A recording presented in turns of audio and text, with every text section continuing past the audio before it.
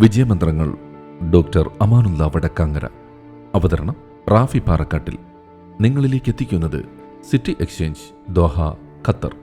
അധ്യായം 495. ഭ്രാന്തമായ പരീക്ഷണങ്ങളും വിസ്മയകരമായ ഫലങ്ങളുണ്ടാക്കിയേക്കും.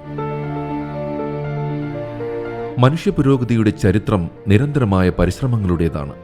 പലപ്പോഴും നൂതനാശയങ്ങളും പരീക്ഷണങ്ങളും എല്ലാവർക്കും തിരിച്ചറിയാനോ അംഗീകരിക്കാനോ സാധിക്കണമെന്നില്ല. എന്നല്ല, ജീവിതത്തിലും ശാസ്ത്രത്തിലും വിജയത്തിന്റെ ചരിത്രം നോക്കിയാൽ ആദ്യം ഭ്രാന്തമെന്ന് തോന്നിയ പല ആശയങ്ങളും പിന്നീട് ലോകത്തെ മാറ്റിമറിച്ച കണ്ടുപിടുത്തങ്ങളായി മാറിയതായി കാണാം. സാധാരണ രീതികളിൽ നിന്ന് മാറി പുതിയ വഴികൾ പരീക്ഷിക്കാനുള്ള ധൈര്യമാണ് പലപ്പോഴും അസാധാരണ വിജയങ്ങൾക്ക് കാരണം.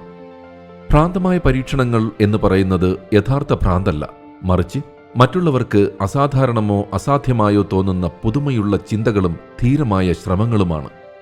ആളുകൾ ആദ്യം പരിഹസിച്ച ആശയങ്ങൾ പോലും ശരിയായ പരിശ്രമവും സ്ഥിരതയുമുണ്ടെങ്കിൽ വലിയ നേട്ടങ്ങളായി മാറാം. മനുഷ്യൻ ആകാശത്ത് പറക്കുമെന്ന ആശയം ഒരു കാലത്ത് അസാധ്യമായി കണക്കാക്കിയിരുന്നു.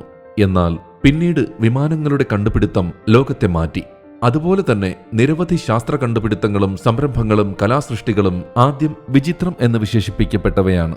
അതിനാൽ പരാജയത്തെ ഭയക്കാതെ പുതിയ വഴികൾ പരീക്ഷിക്കാനും വ്യത്യസ്തമായി ചിന്തിക്കാനും തയ്യാറാകണം.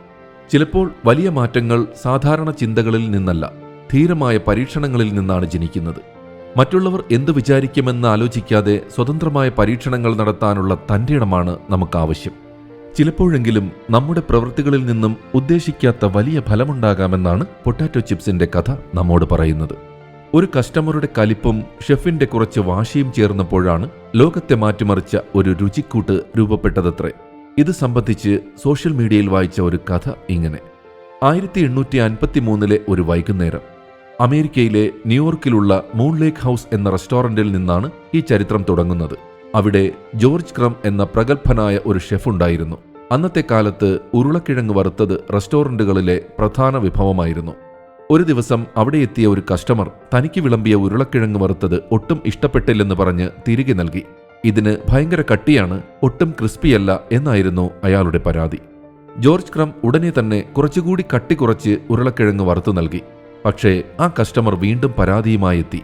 ഇപ്പോഴും കട്ടി കൂടുതലാണ്. മൂന്നാം തവണയും ഇത് ആവർത്തിച്ചപ്പോൾ ഷെഫ് ജോർജ് ക്രമിന് ആകെ ദേഷ്യം വന്നു. ആ കസ്റ്റമറെ ഒന്ന് കളിയാക്കണമെന്നും പാഠം പഠിപ്പിക്കണമെന്നും അദ്ദേഹം തീരുമാനിച്ചു. പ്രതികാരം വീട്ടാനായി അദ്ദേഹം ചെയ്തത് വിചിത്രമായ ഒരു കാര്യമായിരുന്നു. തന്റെ കയ്യിലുള്ള ഏറ്റവും മൂർച്ചയുള്ള കത്തിയെടുത്ത് ഉരുളക്കിഴങ്ങ് പേപ്പറിനേക്കാൾ കനം കുറഞ്ഞ രീതിയിൽ അദ്ദേഹം അരിഞ്ഞെടുത്തു. ഒരു ഫോർക്ക് കൊണ്ടുപോലും കുത്തിയെടുക്കാൻ പറ്റാത്ത അത്രയും കനം കുറഞ്ഞ കഷ്ണങ്ങൾ. എന്നിട്ട് അവ തിളച്ച എണ്ണയിലിട്ട് നന്നായി വറുത്തു.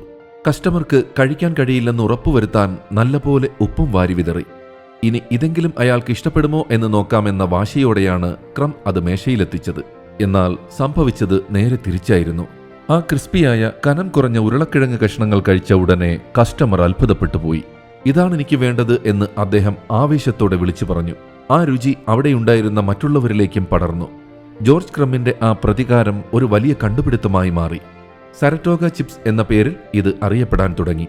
പിന്നീട് ജോർജ് ക്രം സ്വന്തമായി ഒരു റെസ്റ്റോറന്റ് തുടങ്ങുകയും അവിടെ ഓരോ മേശയിലും ഈ ചിപ്സ് നിറച്ച കൊട്ടകൾ വയ്ക്കുകയും ചെയ്തു. പിൽക്കാലത്ത് ഹെർമൻ ലേ എന്ന വ്യക്തിയാണ് ഈ ചിപ്സുകളെ പാക്കറ്റുകളിലാക്കി ലോകമെമ്പാടും എത്തിച്ചത്. ഇന്ന് ലോകത്തിലെ ഏറ്റവും വലിയ ബിസിനസ് സാമ്രാജ്യങ്ങളിൽ ഒന്നാണ് പൊട്ടാറ്റോ ചിപ്സ്.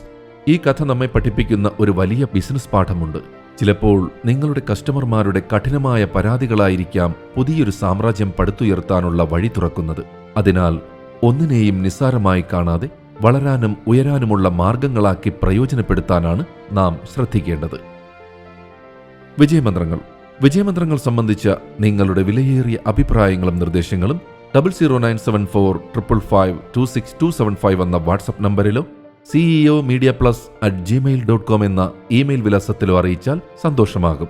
ഏവർക്കും ശാന്തിയും സമാധാനവും വിജയാശംസകളും നേർന്നുകൊണ്ട് ഞാൻ റാഫി പാറക്കാട്ടിൽ താൽക്കാലികമായി വിടവാങ്ങുന്നു. പുതിയൊരു എപ്പിസോഡുമായി അടുത്ത ദിവസം കേട്ടുമുട്ടാം.